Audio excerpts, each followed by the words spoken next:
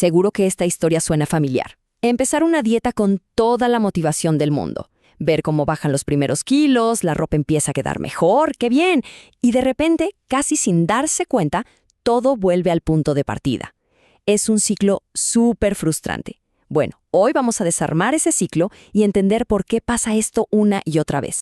A ver, la gran pregunta es esa, ¿no? ¿Por qué la mayoría de las dietas fracasan? ¿Será que falta disciplina? ¿Que es un tema de fuerza de voluntad? Miren, la respuesta que nos da la ciencia es mucho, pero mucho más interesante y, la verdad, hasta liberadora. Y aquí va la primera bomba. La respuesta no tiene que ver con la fuerza de voluntad. No. Este es el mito más grande que tenemos que sacarnos de la cabeza. El problema, casi siempre, no es la persona, es el método. El enfoque está mal desde el arranque. No se trata de echarle más ganas, sino de entender cómo funciona todo el sistema. Y a ver, la trampa empieza con algo tan simple como la propia palabra dieta. Fíjense qué curioso. Cuando alguien dice estoy a dieta, ¿qué está diciendo en el fondo? Que está en un estado temporal, algo que tiene un inicio y, claro, un final. Ahí ya empezamos con el pie izquierdo. Y aquí es donde choca todo. Por un lado, está la lógica de la dieta. Me restrinjo un tiempo, llego a mi meta y listo, se acabó. Pero por otro lado, está la lógica del cuerpo, que es completamente diferente. Nuestro cuerpo no funciona por proyectos de 30 días, funciona con patrones, con hábitos sostenidos en el tiempo. Entonces, ¿qué pasa? Le damos una señal de restricción brutal y luego volvemos al caos. Y eso no solo no funciona, sino que a menudo nos deja peor que cuando empezamos. Bueno, ahora vamos al núcleo del asunto, a la parte biológica que lo explica casi todo. Y es que cuando uno empieza una de esas dietas súper restrictivas, el cuerpo no piensa, genial, un plan de verano. No, el cuerpo entra en modo de alerta máxima. Lo interpreta como una amenaza, como una señal de peligro, y activa unos mecanismos de supervivencia que son increíblemente poderosos. Y este concepto es clave, la respuesta adaptativa al ayuno. Pensemos que nuestro cuerpo está programado por miles, millones de años de evolución para sobrevivir a la escasez. No sabe de operación bikini. Para él, una restricción calórica severa es igual a hambruna. ¿Y qué hace? Se vuelve hipereficiente. Aprende a funcionar con poquísima energía. Suena bien, ¿verdad? Hacer más con menos. Pero las consecuencias de esa eficiencia son justo las que no queremos. Y esto desata lo que se conoce como la cascada del efecto rebote. Es una reacción en cadena. Primero, el cuerpo detecta la hambruna. Como respuesta, ¡pum!, frena el metabolismo para gastar menos. Luego, las hormonas del hambre, como la grelina, se disparan por las nubes, y las que nos hacen sentir llenos bajan.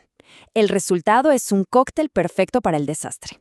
Más hambre, menos gasto de energía y, lo peor, el cuerpo se vuelve una máquina de almacenar grasa en cuanto vuelve a tener la oportunidad. Y quiero que esto quede clarísimo.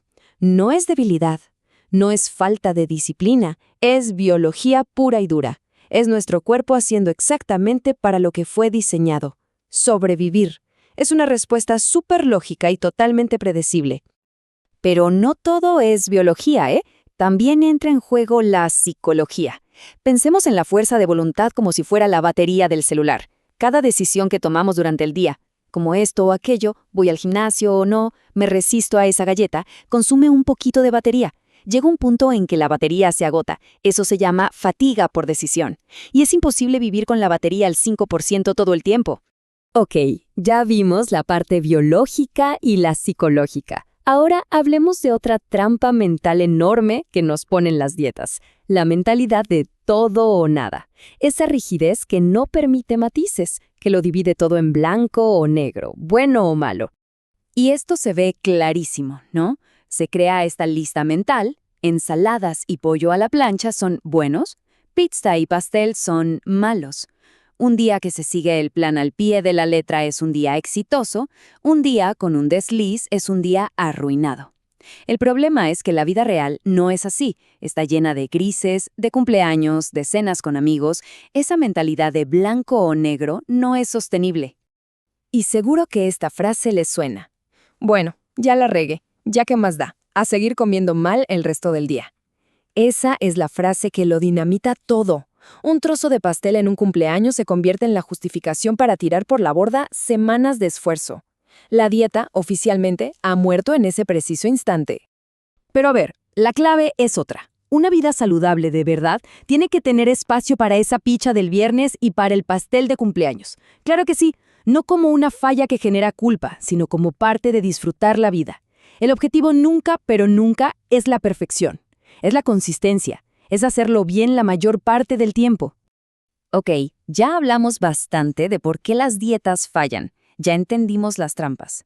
Entonces, la pregunta del millón es, ¿qué sí funciona? Y la respuesta en realidad es bastante simple, aunque no fácil. Dejar de pensar en dietas y empezar a pensar en hábitos. Lo que la ciencia nos dice que realmente funciona es un enfoque mucho más completo. Se trata de hacer cambios chiquitos, graduales, uno a la vez, ponerse metas que de verdad se puedan cumplir. Y muy importante, moldear nuestro entorno para que tomar la decisión saludable sea lo más fácil. No depender de la fuerza de voluntad. Y entender que esto no va solo de comida. El sueño, el estrés, el movimiento, todo, absolutamente todo, forma parte de la misma ecuación. Y aquí tenemos que hablar de otro gran villano, las expectativas poco realistas. Vivimos en la era del antes y después en Instagram, de las dietas milagro que prometen resultados espectaculares en 2 semanas.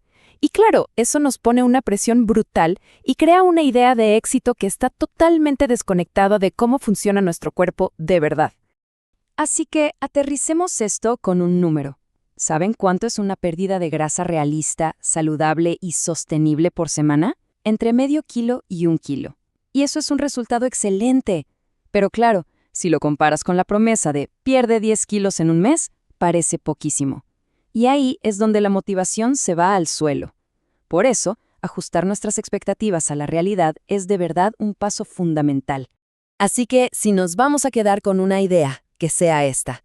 Si se ha intentado una dieta tras otra sin éxito, lo más probable es que el problema nunca haya sido la persona. El problema fue el método. Un método demasiado rígido, demasiado restrictivo y sobre todo un método que no estaba diseñado para la vida real, para la biología y la psicología de un ser humano. Todo esto nos lleva a una conclusión bien importante. Quizás todo este tiempo nos hemos estado haciendo la pregunta equivocada. El secreto para lograr un cambio que de verdad dure no es encontrar la dieta mágica que funcione, sino empezar a hacernos una pregunta completamente diferente. Así que, en lugar de preguntarnos qué dieta funciona, la pregunta que realmente importa es ¿qué cambios puedo mantener por el resto de mi vida? Esa es la pregunta clave. Porque la respuesta a esa pregunta no es una dieta, es un estilo de vida. No se trata de un sprint, sino de una maratón, de construir algo que nos acompañe para siempre.